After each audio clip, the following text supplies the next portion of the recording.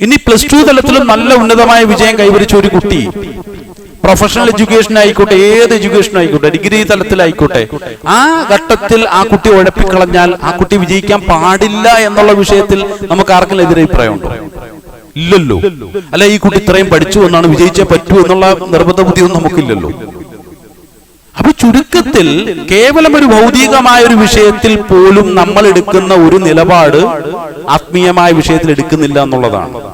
ഞാൻ എന്ത് മോശത്തരം കാണിച്ചാലും, ഞാൻ എങ്ങനെയൊക്കെ സമയത്തെ പാഴാക്കിയാലും, ഞാൻ എത്രയൊക്കെ ഉത്തരവാദിത്ത നിർവഹണ രംഗത്ത് നിന്ന് പിന്മാറിയാലും എനിക്ക് സ്വർഗം തരണം, എനിക്ക് ജീവിതത്തിൽ സമാധാനം തരണം, തന്നേ പറ്റൂ.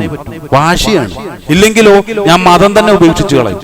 എന്താണ് മതത്തിന്റെ വിഷയത്തിൽ ഈ രണ്ടാം കിട നയം സ്വീകരിക്കുന്നത്?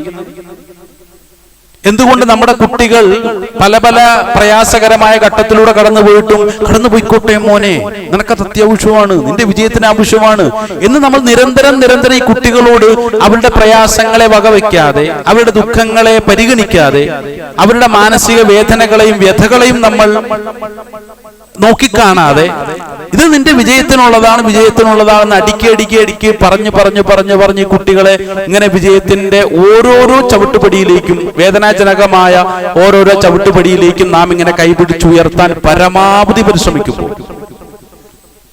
പലപ്പോഴും റമദാൻ മാസത്തിൽ എക്സാം വന്നതിന്റെ പേരിൽ എന്തുമാത്രം സഹോദരിമാരും സഹോദരങ്ങളും ഇപ്രാവശ്യം മനപ്രയാസപ്പെട്ടിട്ടുണ്ടെന്ന്. കാരണം എന്താ പറയുക, റമദാൻ ഞങ്ങൾക്ക് പോയി എന്ന് പറഞ്ഞു, തറാവി നഷ്ടപ്പെട്ടു പോയി, റമദാൻ തന്നെ ഞങ്ങൾക്ക് പോയി. കാരണം എന്തായാലും മോന് SSLC എക്സാം ആണ്, അല്ലെങ്കിൽ മറ്റുള്ള ക്ലാസ്സുകളുടെ എക്സാം ഒക്കെ നടന്നുകൊണ്ടിരിക്കുകയാണ്. +2 എല്ലാം ഇപ്രാവശ്യം എക്സാം നടന്നത് റമദാൻ കാലങ്ങളിലായിരുന്നു. അതിന്റെ പേരിൽ മനപ്രയാസപ്പെട്ട് ധാരാളം മാതാപിതാക്കളുണ്ട്.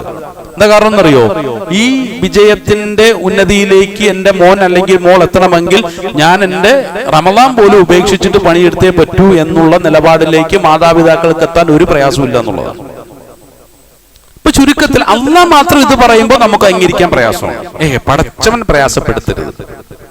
വിജയത്തിലേക്ക് എത്താൻ ഒരു പ്രയാസവും നിശ്ചയിക്കാൻ പാടില്ല.